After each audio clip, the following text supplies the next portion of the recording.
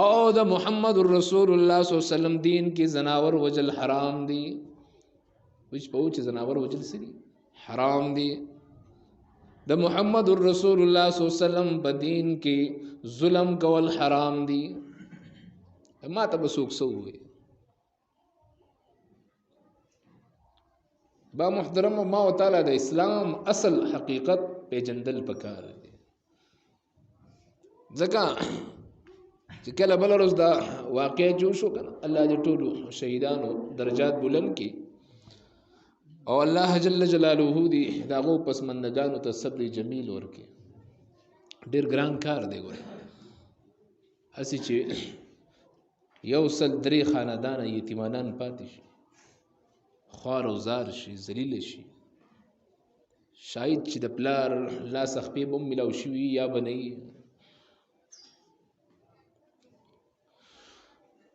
نو سکسانو داسې خبرې مو وکړلې چې دا څه اسلام دی وای دا څه اسلام دی یې سماروره دا خو په اسلام کې نشته نو ته دا ول اسلام سره یو ځای کې دا کار په اسلام کې نشته دی. اسلام خو وی من قتل متعمدا فجزاؤه جهنم چا چې قصدن په ناحقه یو قتل وکړو څلور سزاګانې به الله وله ورکوي. اسلام سوئی چا چې ناحقه یو سړی مړ کو هغه به الله څلور قسمه عذابونه ورکوي. یو عذاب خو به الله دا ورکوي په ورځ د قیامت به الله جل جلاله د سره خبرې نه کوي د سره به خبرې نه کوي مخ به الله د دې طرف ته نه ګرځي. او بل واعد له عذابا الیما الله تعالی د ټولو نه زیات او دردناک عذاب به دغه کس له ورکوي. د ټولو نه زیات العذاب الله دې کس ته ورکوي. او بل چې په ورځ د محشر کې دا سړی روان وي چا چې ناحق قتل کړی دی رسول الله صلی الله علیه وسلم وي بلکې سورة البقره غالبا نه سورة النساء ده 15 سپاره الله پاک پاغي کې وي دا سړی چې په ورځ د محشر کې د محشر په میدان کې روان وي هر سړی به تخیری کې چې خدای تبا کاغته ولعنه بل لعنت ورته وي چې به شرما ها ته دا ظلم کړو او دا به نه خی چې د ته خلک بدر دوی په ورځ د محشر میدان او الله جل جلاله جهنم ته به داخل کړي. اسلام خدا وي او ته چې کله هم یو غلط کار وشي ته دا اسلام اصل کې موږ ته د اسلام حقیقت نه دی معلوم. زما محترمو الله جل جلاله فرمای چې تاسو امن برقرار به څنګه پاتې کیږي استاسو د مسلمانانو مشری به څنګه باقی پاتې کیږي استاسو دین غلبه به څنګه کوي دا غي د پاره درې کارونه وکړي. الله وي واقيموا الصلاه سوره نور دی آیت د لاندې الله وی کنه وزه تاسو له مشری در کم دین بم غالب کم او تاسو خوف او ير به ختم کم امن براولم دغه ځکه الله بیا دا خبرې کوي واقيموا الصلاه واتوا الزکاه واقيموا الصلاه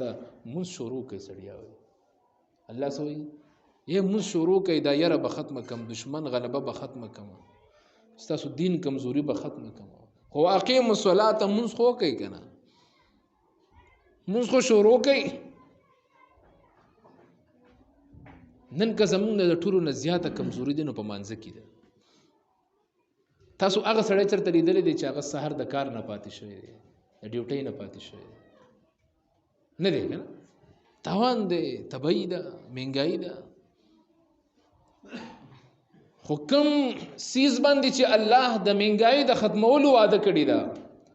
او الله جل جلاله وعده کړې ده د خوف او د دهشتګردۍ د ختمولو وعده الله کړی دا واقیموا الصلاه اے زما د پیغمبر امت منځ وکړي من شروع کوي منځ وکړي او بیا الله واتوا الزکات او خپل مالی خیراتونه شروع کوي سو کوي د مال زکات هم ور کوي خپل گاونډي سره فقیر سره یتیم سره مسکین سره وګي سره خو کوي او بیا الله جل جلاله په اخر کې واطيعوا الرسول او